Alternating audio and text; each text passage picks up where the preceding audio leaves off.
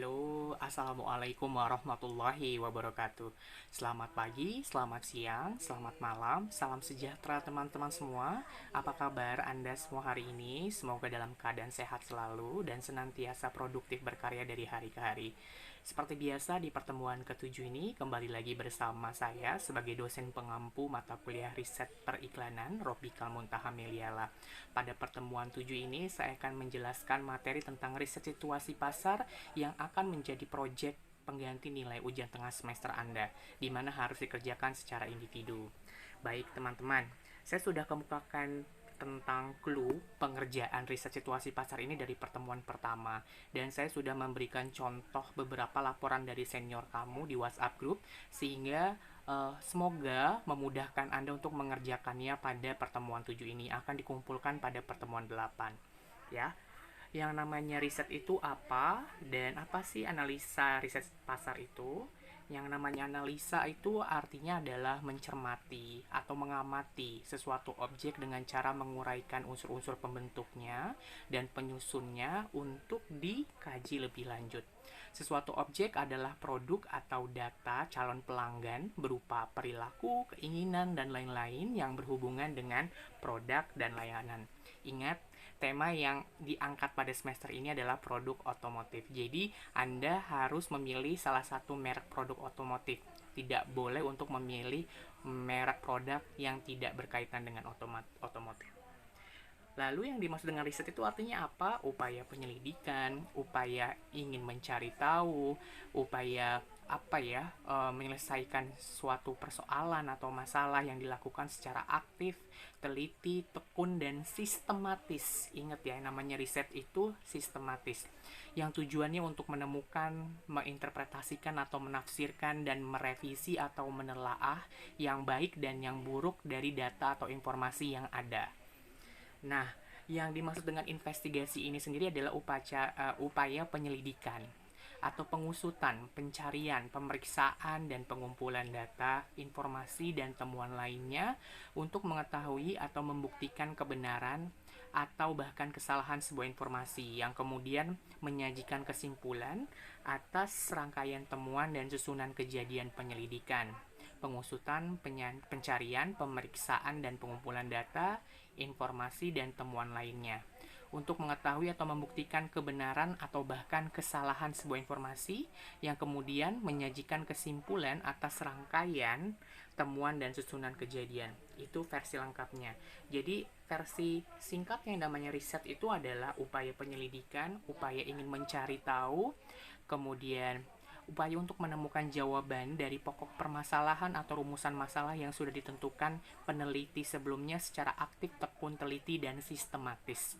Lalu yang disebut dengan sistematis itu adalah usaha untuk menguraikan dan merumuskan sesuatu dalam hubungan yang teratur dan logis. Jadi mohon digarisbawahi, yang namanya sistematis itu adalah upaya untuk menguraikan atau merumuskan sesuatu dengan teratur dan logis. Logis ini maksudnya dapat diterima oleh akal sehat, kemudian membentuk suatu sistem yang berarti secara utuh, menyeluruh, terpadu, dan mampu menjelaskan rangkaian sebab akibat menyangkut objeknya. Jadi namanya sistematis itu harus berurutan, makanya harus dibuat dari bab 1 dulu. Bab 1-nya berhubungan dengan pendahuluan, bab 2 baru kita masuk ke rangka teori, bab 3 ke metode penelitian, bab 4 adalah hasil penelitian, dan bab 5 adalah penutup yang terdiri atas kesimpulan dasaran. Itu disebut dengan sistematis, teratur berdasarkan runtutan prosesnya, kemudian pengerjaannya diterima oleh akal sehat kita atau dapat dicerna oleh akal sehat kita atau disebut dengan logis. Lalu disebut dengan pasar adalah, pasar secara singkat dapat diartikan sebagai tempat bertemunya penjual dan pembeli. Atau secara kualitatif pasar itu pun bukan hanya diartikan sebagai tempat, tetapi ketika transaksi perdagangan itu terjadi antara orang yang satu dengan orang yang lain, atau antara kelompok yang satu dengan kelompok yang lain, itu juga disebut dengan pasar. Nah, kalau dalam bahasa Inggris sendiri, pasar diartikan sebagai market, yaitu salah satu dari berbagai alur yang beraturan atau sistem, institusi atau lembaga, prosedur, hubungan sosial dan infrastruktur atau tempat di mana usaha menjual barang, jasa dan tenaga kerja untuk orang-orang dengan imbalan uang. Barang dan jasa yang dijual menggunakan alat pembayaran yang sah seperti uang, kartu kredit, debit bank, dan juga PayPal. Jadi yang namanya pasar itu adalah tempat bertemunya penjual dan pembeli untuk melakukan kegiatan transaksi jual beli atau mekanisme dari bagaimana proses pertukaran barang itu terjadi antara orang yang satu dengan orang yang lain atau kelompok yang satu dengan kelompok yang lain. Nah, kita juga akan menerima dan membahas tentang alat pembayaran yang sah, yaitu berupa uang, kartu kredit, debit bank, ataupun PayPal.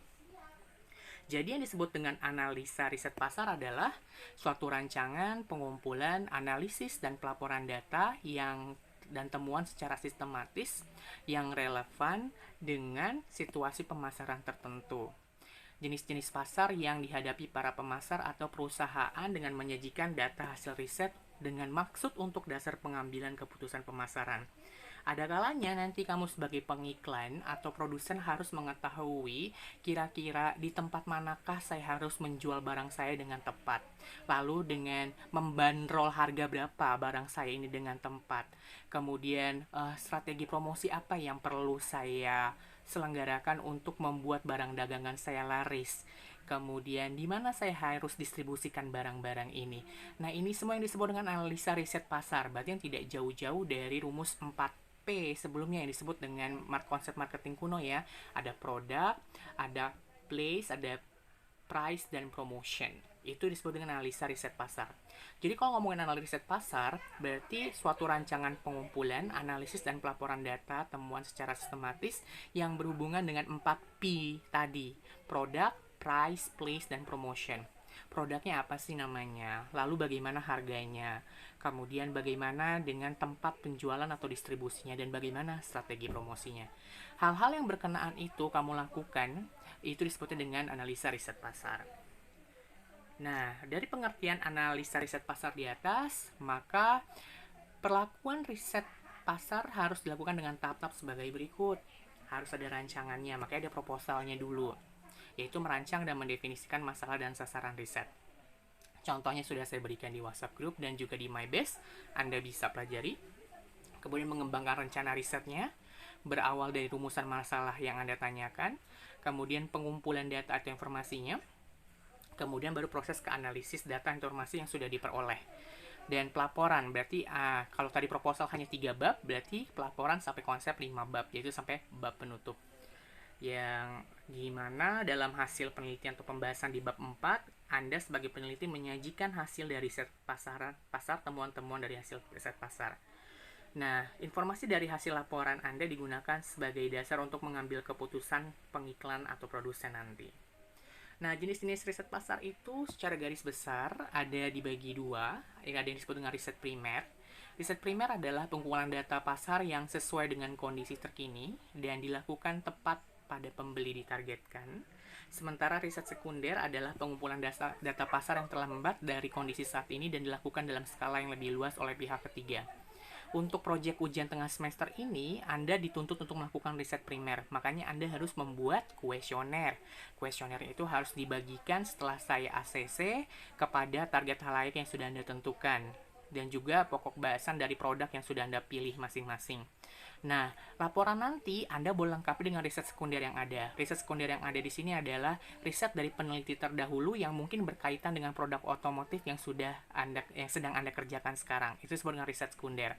Makanya disebut riset sekunder karena riset itu dilakukan mungkin terlebih dahulu tidak sesuai dengan kondisi faktual saat ini, tetapi sangat berguna untuk menyokong data Anda di laporan nanti. Nah, sedangkan Anda tetap melakukan riset primer, yaitu membagikan kuesioner yang sesuai dengan kondisi faktual sekarang, gitu. Selain berguna untuk mendapatkan kondisi terkini, riset primer juga dapat digunakan untuk memantau kompetitor berdasarkan perspektif pasar. Apa yang dimaksud dengan kompetitor? Kompetitor adalah pesaing. Misal, kamu membahas tentang produk Toyota, maka kamu harus tahu siapa kompetitor dari Toyota. Mungkin kamu bisa mengambil brand yang lain, gitu ya. Contohnya apa? Silahkan Anda analisis. Nah, penyusunan analisa riset pasar sendiri atas beberapa langkah. Pertama, rumuskan permasalahan. Berarti jangan lupa Anda mencantumkan juga dan menjelaskan tentang profil perusahaan yang sedang Anda bahas. Kalau Anda memilih Honda, berarti Anda harus tahu Honda secara garis besar itu perusahaan siapa, multinasional atau perusahaan nasional, berdiri di Indonesia sejak kapan, kantor utamanya di mana, dan kira-kira siapa saja yang menjadi board of director-nya dan board of commissioner-nya, kemudian varian-varian dijual apa aja, visi misinya, kemudian sejarah perkembangan perusahaan dan lain sebagainya. Kemudian kamu ngebahas tentang karakteristik target pasarnya sendiri. Nah, produk-produk dari Honda ini mempunyai target pasar yang seperti apa? Kalangan menengah ke atas kah? Atau kalangan menengah ke bawah kah? Atau punya karakteristik tertentu kah yang harus kamu jelaskan? Terus ada nilai apa dari produk atau jasa untuk mengatasi kebutuhan tersebut? Kemudian siapa saja yang tertarik dengan membeli produk otomotif itu sendiri? Kemudian bagaimana mereka membelinya, apa yang membuat mereka membeli kembali, faktor apa saja yang membuat mereka membeli produk atau jasa tersebut, faktor apa yang membuat mereka puas dengan produk dan jasa itu, dan berapa biaya yang mau atau layak mereka keluarkan untuk membeli produk atau barang yang dijual itu ya. Kemudian baru kompetitor dan diferensiasi produk. Berarti kamu di sini harus menguraikan juga dua kompetitor atau dua pesaing terbesar yang menurut kamu merupakan pesaing kuat dari produk otomotif yang sedang kamu bahas. Ya, kira-kira di sini kamu menjelaskan apa yang membuat target pasar memilih pesaing dan berapa harga dari pesaing tawarkan, seperti apa karakteristik pasar dari pesaing kamu, dan seberapa besar ancaman dari pemain baru atau pendatang baru, dan adakah produk atau jasa lain yang mempengaruhi penjualan Anda. Kemudian diferensiasi produk berarti berhubungan dengan apa aja sih fitur atau keunggulan dari produk yang sedang kamu teliti sekarang dibandingkan dengan kompetitor. Begitu juga dengan apa saja sih kelebihan yang dimiliki kompetitor yang tidak dimiliki oleh produk yang sedang Anda teliti sekarang. Gitu. Nah, baru kamu masuk ke analisis situasi, berarti kamu menjelaskan tentang kondisi pasar saat ini. Nah, berhubungan dengan data penyebaran dan jumlah perkembangan konsumsi kategori produk, jumlah merek-merek yang kuat bersaing, dan berikan gambaran perkembangan jumlah penjualan produk klien, posisi penguasaan pasar produk klien. Lalu kamu menjelaskan perilaku konsumen. Perilaku konsumen di sini berarti berhubungan dengan kuesioner yang sudah kamu buat dan kamu bagikan. Uraikan dari aspek politik, ekonomi, sosial, budaya, dan teknologi. Kemudian bagaimana kamu merangkum informasi dan pendapat konsumen terkait pertanyaan-pertanyaan yang sudah kamu tuangkan dalam bentuk kuesioner tadi untuk mengukur top of mind kategori produk, bagaimana mereka memilih produk, kemudian alasan mereka memilih produk tersebut, gitu, dan lain sebagainya. Setelah itu, Anda boleh mendeskripsikan strategi pemasaran, berarti berhubungan dengan produk yang sedang Anda teliti sekarang. Contoh, kamu sedang membahas tentang Yamaha Mio sekarang, berarti kamu jelaskan Yamaha Mio itu seperti apa bentuknya, visualisasinya seperti apa, fiturnya seperti apa, kemudian berapa cc, kemudian kategori produk ini termasuk untuk yang kalangan menengah ke atas atau menengah ke bawah, dan lain sebagainya. Kemudian kamu bisa menjelaskan ke deskripsi price atau harga yang dibanderol oleh perusahaan dalam memproduksi Yamaha Mio di pasar berapa, dan deskripsikan harga produk per varian itu sendiri. Kemudian place, atau kamu sebutkan di sini kira-kira dia distribusinya di mana aja, di showroom mana aja, apakah sudah di skala nasional saja atau sudah sampai ke skala internasional dan lain sebagainya. Kemudian analisis deskripsi promosinya, jangan lupa kira-kira promosi yang sudah dilakukan Yamaha Mio selama ini apa saja. Mungkin ada program-program tertentu yang menarik untuk kamu bahas, kamu jelaskan juga. Entah itu program diskon atau program marketing public relations-nya dan lain sebagainya. Dan selanjutnya kamu bisa melakukan analisis SWOT, yaitu singkatan dari strengths, weakness, opportunity, dan threat, yaitu menganalisis bagaimana kekuatan dari produk kamu itu sendiri dibandingkan kompetitor, itu disebut dengan strength. Kemudian weakness, apa kelemahan produk kamu dibandingkan kompetitor. Kemudian opportunity itu adalah kesempatan atau peluang apa saja yang dapat dimanfaatkan produk yang sedang kamu teliti di zaman sekarang. Kemudian ancaman atau hambatan apa saja yang membuat produk kamu sulit berkembang di pasar. Itu disebut dengan strength, weakness, opportunity, dan threats. Untuk lebih jelasnya, kamu bisa melihat contoh dari yang sudah saya bagikan di WhatsApp group dan juga di MyBest. Gitu ya. Kemudian tujuan dari riset pasar ini apa? Gitu kan? Kamu juga harus menyebutkan di makalah kamu. Jadi untuk mendapatkan informasi yang akurat dan tepat untuk menjawab permasalahan pemasaran kamu tadi, misal untuk mengetahui bagaimana posisi pemasaran produk Yamaha Mio bagi populasi X gitu ya. Populasinya apa kemarin yang sudah kamu pilih?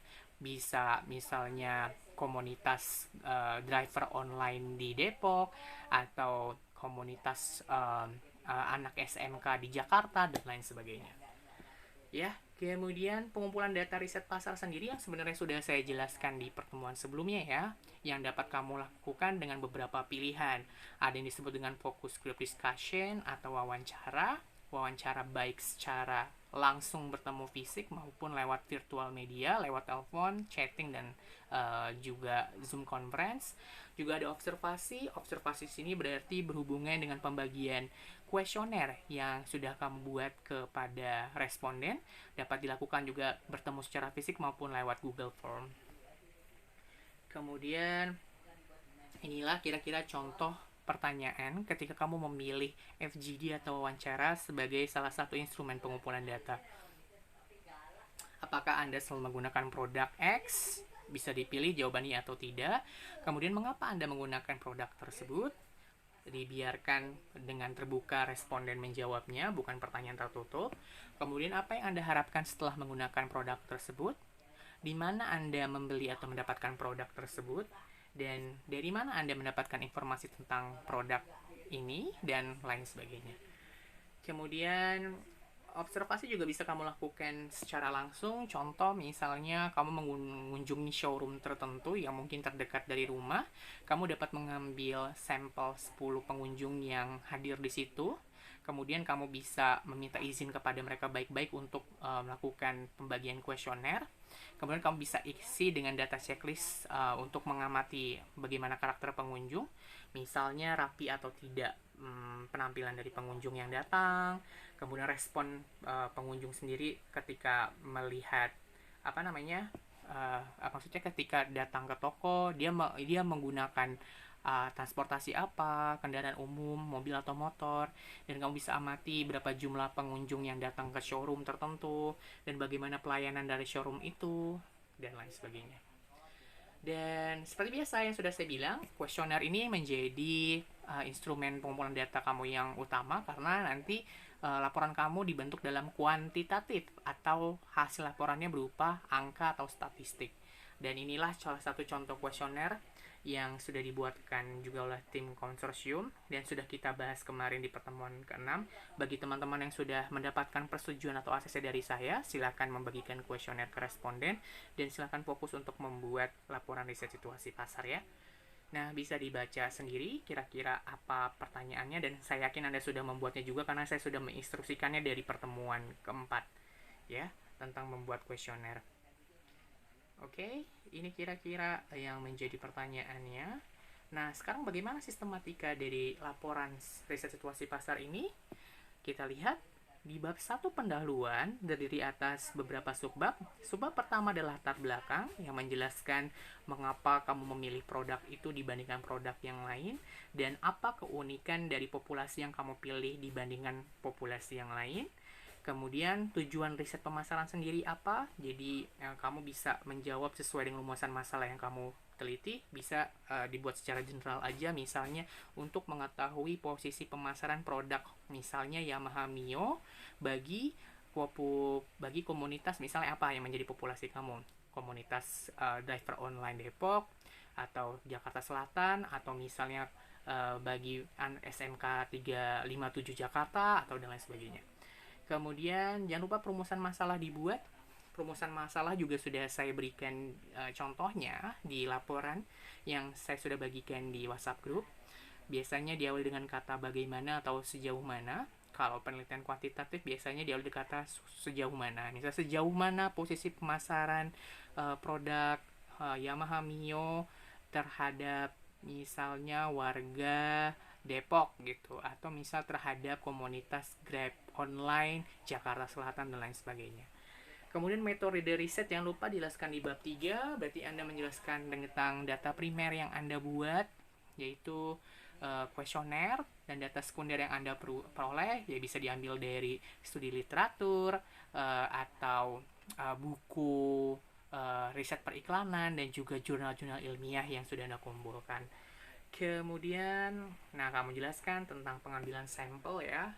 Pengambilan sampel jangan lupa, jadi kamu harus menjelaskan juga kepada saya populasi secara pasti jumlahnya berapa, dan kamu milih yang berapa tuh batas kelonggarannya. Kemarin sudah diajarkan kan, ada 2%, 5%, dan 10%. Berikut juga penghitungan atau penarikan sampel secara ideal bagaimana perhitungannya, itu kamu harus masukkan juga di laporan ya dengan rumus Lovin. Dan selanjutnya ya masuk ke bab 4, yaitu hasil penelitian dan pembahasan ya. Ya kamu masukkan di sini hasil hitungan kamu bagaimana, ada berapa responden yang sudah saya bilang kemarin, minimal 30 responden yang harus kamu temukan. Nah, kamu bahas bagaimana berapa jumlah perempuan dan laki-laki dari responden kamu, kemudian berapa pendapatannya per bulan, agamanya tersebar dari agama Islam berapa persen, Kristen berapa persen, Hindu berapa persen, Buddha berapa persen, Katolik berapa persen. Pokoknya sesuai dengan kategori kuesioner yang sudah Anda buat. Jadi Anda buat statistiknya seperti ini. Hasil dan pembahasannya bisa dilihat juga ada di PPT ya. Setelah Anda membuat perhitungan statistikanya, sekarang masukkan ke pembahasan yang kamu ceritakan di sini. Ternyata ditemukan respondennya lebih banyak responden laki-laki lebih banyak dibanding responden perempuan. Lalu bagaimana tanggapan responden terhadap kenyamanan produk ini, lebih banyak yang mengatakan baik atau tidak dan alasannya mengapa. Nah, itu kamu jelaskan di subbab pembahasan. Setelah itu baru kamu membahas tentang profil perusahaannya. Ya, jelaskan di situ ya perusahaan dari Yamaha itu siapa pemiliknya, sejarah dan perkembangannya, lalu bagaimana karakteristik target dari produk yang dijual itu. Ya, masukkan di situ semuanya seperti ini tuh ya. Pembahasannya banyak sekali, ada produk, price, place, dan promotion. Kamu masukkan di situ ya di bawah pembahasan. Baru di bab 5 kesimpulan dan rekomendasinya. Jadi kesimpulannya apa dan berikan rekomendasi dan saran dari hasil temuan kamu. Dimana semua contohnya sudah saya berikan di WhatsApp group dan juga di MyBest. Jadi sekarang tinggal kamu lihat dan cerna dan kamu eksekusi di lapangan versi kamu sendiri. Ya, begitu teman-teman ya. Dan ini dikumpulkan pada pertemuan 8 ya di awal November. Semoga Anda dapat mengerjakan secara optimal untuk mendapatkan nilai yang baik dan lulus di mata kuliah mata kuliah saya. Terima kasih atas perhatiannya. Salam sehat selalu. Assalamualaikum warahmatullahi wabarakatuh.